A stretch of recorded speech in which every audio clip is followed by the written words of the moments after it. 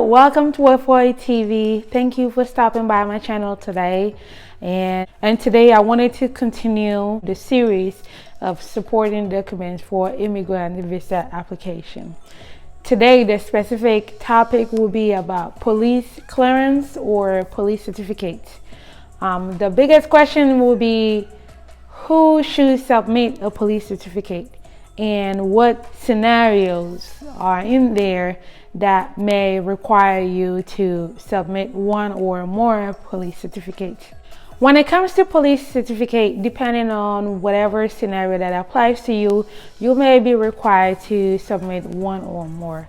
With regards to American immigration system, anybody who has come through American immigration system with immigrant visa or non-immigrant visa, typically it goes through acquiring police clearance or police certificate.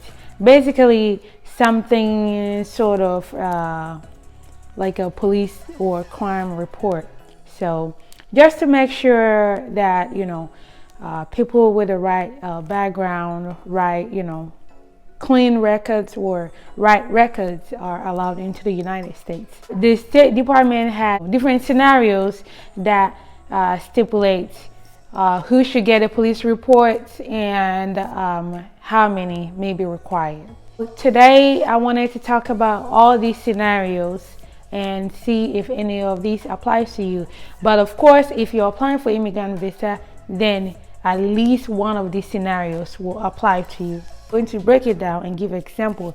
So the first scenario that states that if you're 16 years or older and you lived in your country of nationality for a period of 6 months at any point in your lifetime since becoming 16 years old or older, then you need to provide police certificates. What that states is that, say you're a Ghanaian and since you attained 16 years, so you've lived in Ghana since you became 16 years old and up, then you need to, and you lived in Ghana for more than 6 months, then you need to provide a police certificate from Ghana. The second scenario, which also states that if you are 16 years or older and you lived in a country for a period of 6 months or longer, and that country is different from your country of nationality, then you need to provide police certificate of that country. And also if that country is your current country of residence. So let me give you an example. At the age of 16, you were in Ghana, okay? And at the age of 17, you left Ghana. You left Ghana for, say, Italy. When you went to Italy, you stayed there in Italy for over 6 months now. What it means is that you will collect police certificate from Ghana and then you will collect police certificate from Italy. All right? The third scenario, which says that if you lived in any country for a period of 12 months or longer since becoming 16 years old of age or older, then you need to provide police certificate of that country that you used to live at. So example, let's say that you came to Canada for school and you were in Canada for your master's degree and you were there for 2 years, and now you're back in Ghana. So that means that you have to collect police certificate from Canada because you were there for more than 12 months. So you need to collect police certificate from Canada, and then you collect police certificate from Ghana if you've been in Ghana, you've lived in Ghana for since you attained the age of 16 or older. You've lived in Ghana for at least 6 months at any point. So then you will need police certificates, 2 police certificates.